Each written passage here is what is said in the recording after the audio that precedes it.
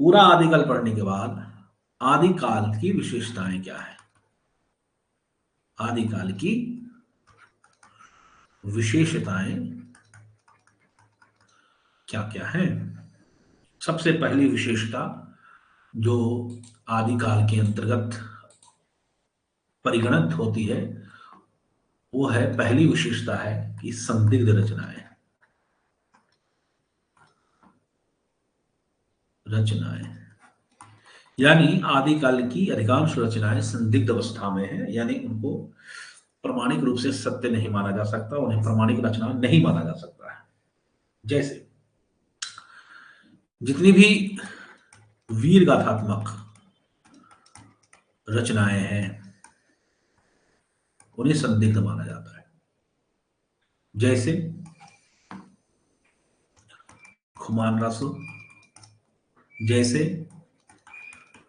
विसंदेव रासो, जैसे पृथ्वीराज रासो, जैसे परमाल रासो, इन्हें संदिग्ध दृष्टि से देखा जाता है। क्यों? क्योंकि इसे इन ग्रंथों में निरंतर कुछ ना कुछ जुड़ता गया है। चूंकि कुछ ना कुछ इस इन ग्रंथों में जुड़ता गया है, तो इससे क्या हो गया, इसका मूल रूप पहचान पाना, इससे इसका मूल रूप खो गया है। अब किसी रचना का मूल रूप क्या था कैसे पता करेंगे, क्योंकि हर काल में कुछ ना कुछ उस ग्रंथ में जुड़ता गया, तो इस कारण से इसे संदिग्ध दृष्टि से देखा जाता है। अब जैसे देखो, खुमान रासो है, खुमान रासो में 16वीं शती तक का वर्णन मिलता है। बताओ, 16वीं शती तक का वर्णन मिलता है, तो इसे कैसे प्रमाणिक माना जाए? हमारे बीच एक रचना है परमाल रासो,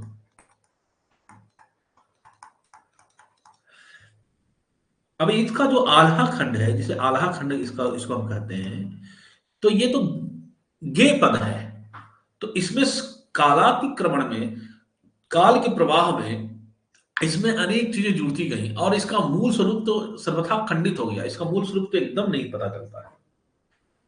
मूल स्वरूप का अभाव।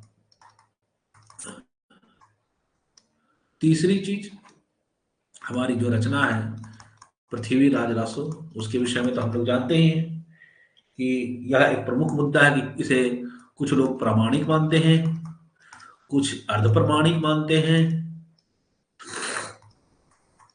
और कुछ अप्रमाणिक मानते हैं। इसके बाद कौन सी रचना आती है? इसके बाद जैसे एक रचना आती है जैसे जय चंद्र प्रकाश, जय मयंक जस चंद्रिका, ठीक है। तो ये दोनों रचनाएं अप्राप्य हैं, इनका कुछ वर्णन ही नहीं है, ठीक है।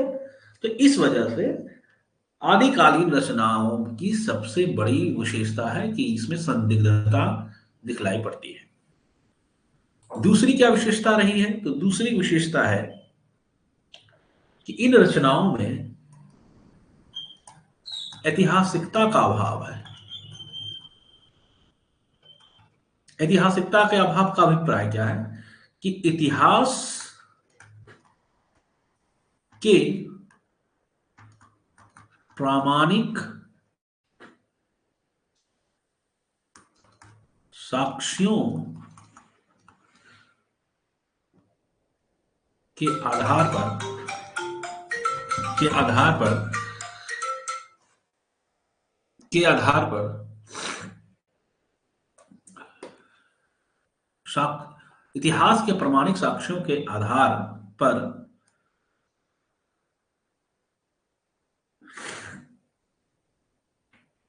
इनमें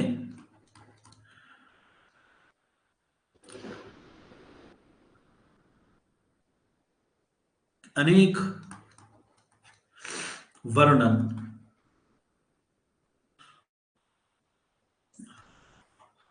त्रुटिपूर्ण दिखते हैं।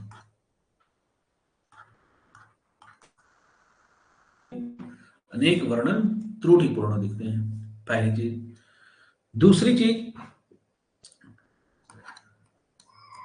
दूसरी चीज क्या है कि नायक राजाओं के समय में लिखित संस्कृत ग्रंथों में दी गई तिथियों का मेल, जैसे युगीन राजाओं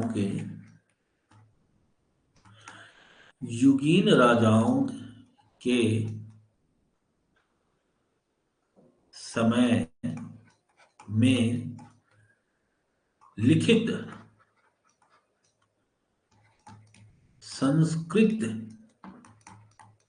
ग्रंथों की तिथियों, घटनाओं से मेल नहीं खाती। तीसरी चीज कि इन ग्रंथों में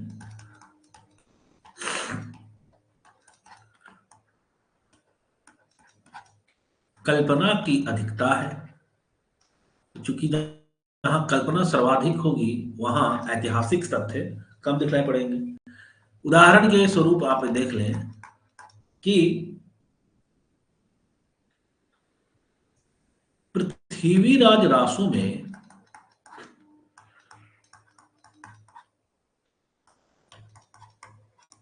पृथ्वीराज को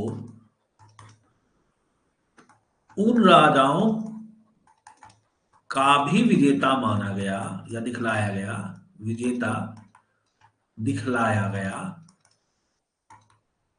जो उनके समय से सैकड़ों वर्ष पहले हुए थे। तो इस कारण से आप ऐसे राजाओं के साथ दिखला रहे हैं कि पृथ्वीराज ने उनको भी जीता, तो ऐसे राजा जो उनके समय में नहीं हुए और कई 100 वर्ष पहले हुए, तो ऐसे राजाओं के साथ आप अगर उसका युद्ध दिखलाएंगे या उसके विषय में बतलाएंगे तो उसकी प्रामाणिकता संदेह के घेरे में आ जाएगी, उसमें ऐतिहासिक साक्ष्य संदेह के घेरे में आ जाएंगे। तो इसी कारण से इसमें ऐतिहासिकता का भी अभाव है। तीसरी जो महत्वपूर्ण विशेषता दिखलाई पड़ती है वह है युद्धों का सजीव वर्णन। यह आदिकालीन साहित्य का बहुत ही महत्वपूर्ण विशेषता है। आदिकालीन साहित्य की सबसे महत्वपूर्ण विशेषता यही है। क्या है कि युद्धमय माहौल, जैसा कि हम लोगों ने देखा भी था कि युद्धमय माहौल था और उसमें जो चारण कवि होते थे या जो आश्रय में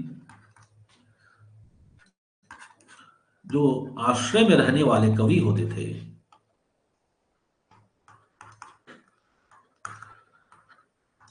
वे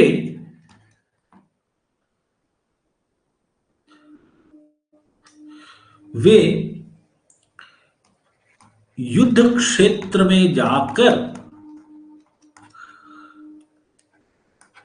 कविता पाठ कर राजा का मनोबल बढ़ाते थे। तो इसलिए इसमें युद्ध का बहुत ही सुंदर चित्रण मिलता है।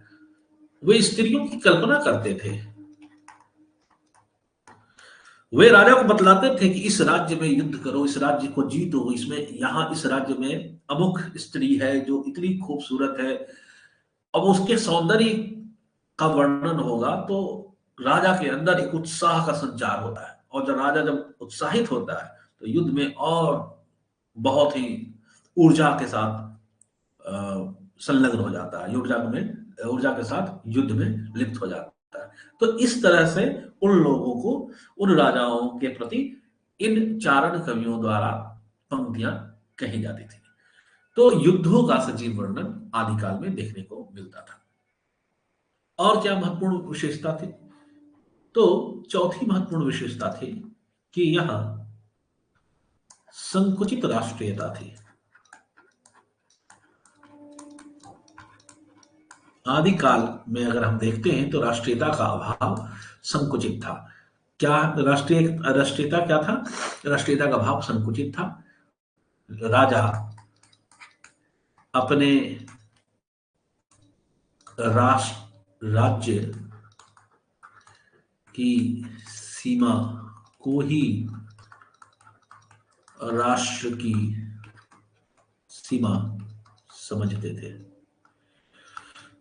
ठीक है, उन्हें अन्य राज्य से कोई लेना देना नहीं रहता था। उनका मानना यही था कि मेरा जो राज्य है यही मेरे लिए राष्ट्र है, और इसलिए वे अन्य राज्य पर हमला हो या कुछ भी हो उन्हें कोई फर्क नहीं पड़ता था। तो यह संकुचित राष्ट्रीयता दिखलाती है। आगे प्रकृति का चित्रण देखने को मिलता है। प्रकृति चित्रण है, ठीक है, प्रकृति चित्रण है। प्रकृति यहां विशेष रूप से उद्दीपन का काम करती थी। प्रकृति विशेष रूप से उद्दीपन का कार्य करती थी, और अनेक इसमें रासव ग्रंथ हैं। यह भी आदिकालीन साहित्य की विशेषता है। और अगली जो महत्वपूर्ण चीज है कि इसमें यह उद्दीपन 7 हो गया। 8वां महत्वपूर्ण जो पॉइंट है, 8वां है कि यहां काव्य के 2 रूप मिलते हैं। ठीक है, कौन से रूप मिलते हैं? तो प्रबंध और वीर गीत। इसमें जनजीवन के से संपर्क नहीं है। यहाँ के साहित्य को देखेंगे तो आप लोगों को लगेगा कि जनजीवन में क्या चल रहा है उसका चित्रण दिखलाई नहीं पड़ता है। अनेक छंदों का इसमें प्रयोग देखने को मिलता है।